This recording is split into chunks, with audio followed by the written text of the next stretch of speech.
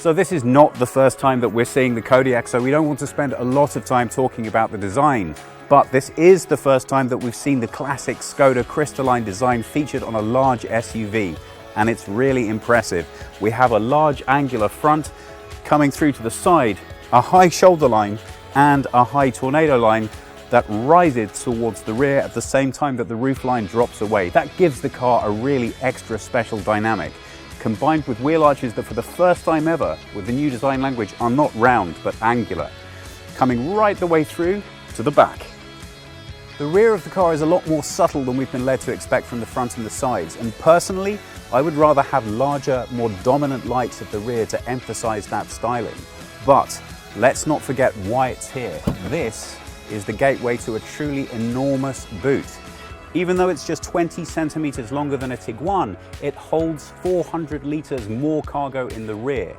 And with the seats down, over 2,000 liters total load space. As you would expect from the outside, the interior is modern and stylish.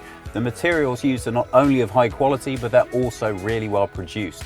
The display at the front is dominated by a 9-inch touchscreen which has integrated buttons that really add a stylish feel to the car. Skoda's Kodiaq is all about connectivity. The best thing is definitely that we are coming with the online content to the car, because so far we was offline. We can provide the traffic info, which is very important. That was something what our navigation simply needed before. We are coming with the Google Earth, we are coming with the Street View. There's really no point designing a large SUV unless there is lots of space throughout. We already saw that at the rear with the boot. In the interior, there is no difference.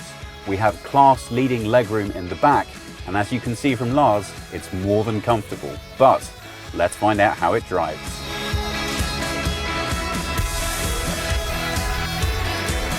This is Skoda's first large SUV, and it's always a concern with SUV design that you're going to sacrifice a little bit on the drive because of the size and the extra space that the car has.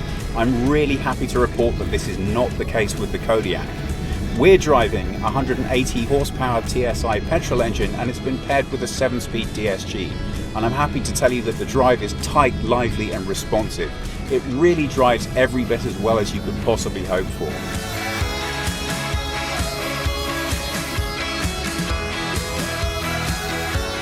Skoda's tagline is simply clever, and with the Kodiaq that's really true. There are 30 different unique features that make this the car that it is.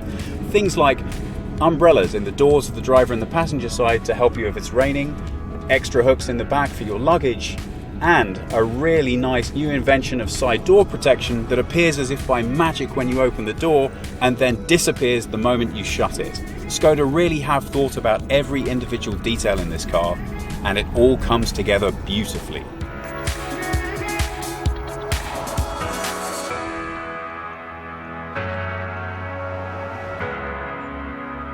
The Skoda Kodiaq comes with a choice of 2 diesel or 3 petrol engines from 125 to 190 brake horsepower. It also comes with either a 6-speed manual or a 6 or 7-speed DSG gearbox.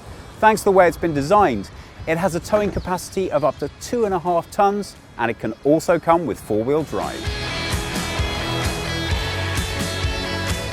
The Skoda Kodiaq is available from €25,490, but don't forget, at that price, that will only get you the entrance level 1.4 litre petrol engine. And honestly, in our opinion, you need a little bit more power.